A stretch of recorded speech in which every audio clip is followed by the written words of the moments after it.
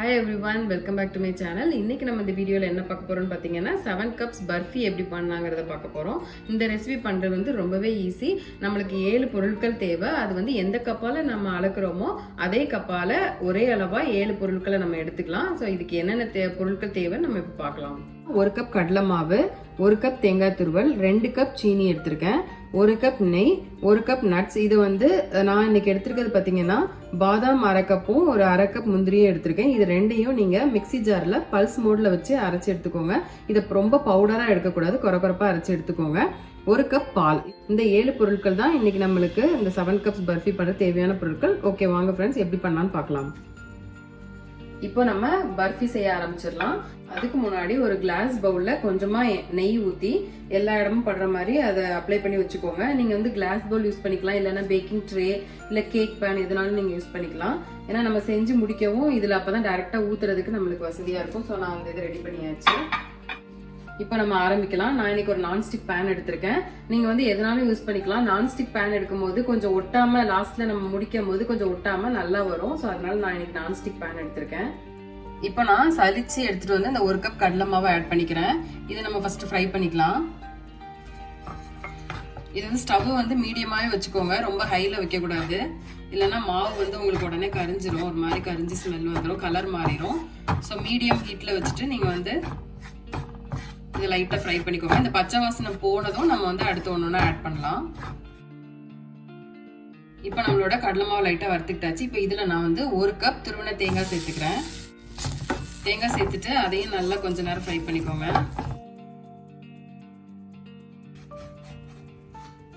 இப்போ இதுல நம்ம எடுத்து வச்சிருந்த 2 கப் சுகர் சேர்த்துக்கலாம்.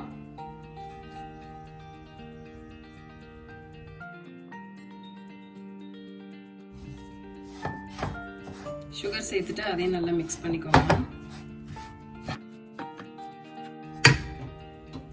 இப்போ சீனி சேர்த்ததுக்கு அப்புறம் நான் இதுல 1 கப் பால் சேர்த்துக்கிறேன். பால் சேர்த்துட்டு நல்லா மிக்ஸ் பண்ணுங்க. இது வந்து நீங்க கைவிடாம மிக்ஸ் பண்ணணும், ஏன்னா சீனியும் உங்களுக்கு கரையும். பாலும் சேர்ந்து லிக்விட் ஆகும். இது கட்டி பற்றக்கூடாது, அதனால நல்லா மிக்ஸ் பண்ணிட்டே இருக்கணும் கைவிடாம. இப்போ நல்லா கொஞ்சம் சுருண்டு வந்துட்டு இருக்கு. இது வந்து பேன்ல ஒட்டாம வரும், அது வரை நம்ம வந்து கிண்டிட்டே இருக்கணும்.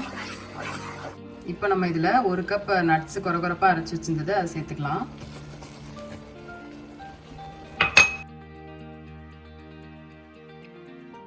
நம்ம பாதி கப் நெய் ஆட் பண்ணியாச்சு. இன்னொரு பாதி கப் நெய்யும் கொஞ்சம் கொஞ்சமா ஆட் பண்ணலாம்.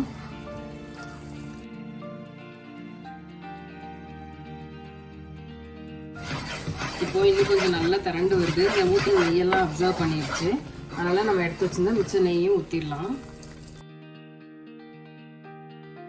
நீங்க கொஞ்சமா ஒரு பிளேட்ல எடுத்து வச்சுட்டு சூடு ஆறுனோட இப்படி உருட்டி பார்த்தீங்கன்னா கையில ஒட்டாம இப்படி பால் மாதிரி வந்துச்சுன்னா இது ரெடி ஆயிடுச்சுன்னு அர்த்தம். நம்ம பேன்ல மாத்திரலாம்.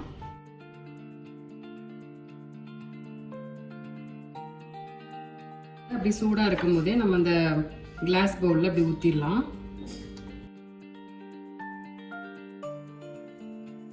இப்போ நான் இந்த மாதிரி ஒரு ஸ்பேச்சுலால நெய் தடவி வச்சிருக்கேன். ஸோ இதை வச்சு இப்படி சமப்படுத்திடுங்க. இந்த சூடா இருக்கும் போதே பண்ணாதான் அது கரெக்டாக செட் ஆகும்.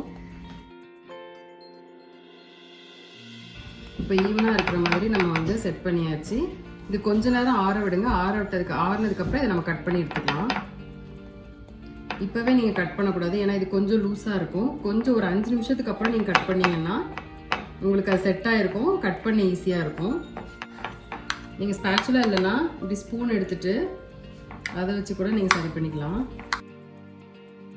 இப்போ ஒரு 5 மினிட்ஸ் ஆயிடுச்சு. இப்போ நம்ம இதை கட் பண்ணிக்கலாம். நீங்க எந்த ஷேப் வேணுமோ அந்த ஷேப்ல கட் பண்ணிக்கலாம்.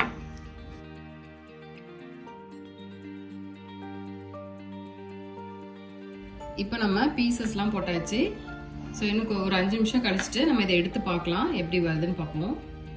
இப்போ நம்மளோட 7 கப்ஸ் பர்ஃபி ரெடி ஆயிருச்சு. இதை எடுத்துடலாம். எடுத்து ஒரு சர்விங் பிளேட்ல வச்சிடலாம். ஃபர்ஸ்ட் ஒன்று எடுக்க கொஞ்சம் கஷ்டமா இருக்கும், அப்புறம் ஒன்று எடுத்துட்டீங்கன்னா அடுத்தடுத்து ஈஸியாக எடுத்துடலாம்.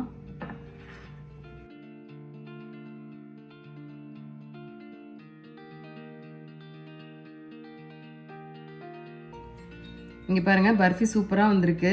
ஸோ இதோட உங்களுக்கு கொஞ்சம் சின்னதாக வேணும் அப்படின்னு நினச்சிங்கன்னா இந்த கிளாஸ் பவுலை விட கொஞ்சம் பெரிய ட்ரேயாக நீங்கள் யூஸ் பண்ணிங்கன்னா இந்த திக்னஸ் வந்து இன்னும் கொஞ்சம் சின்னதாக நம்ம கட் பண்ணலாம். இன்னைக்கு நம்மளோட தீபாவளி ஸ்பெஷல் 7 கப்ஸ் ரெசிபி சூப்பராக ரெடி ஆயிருச்சு.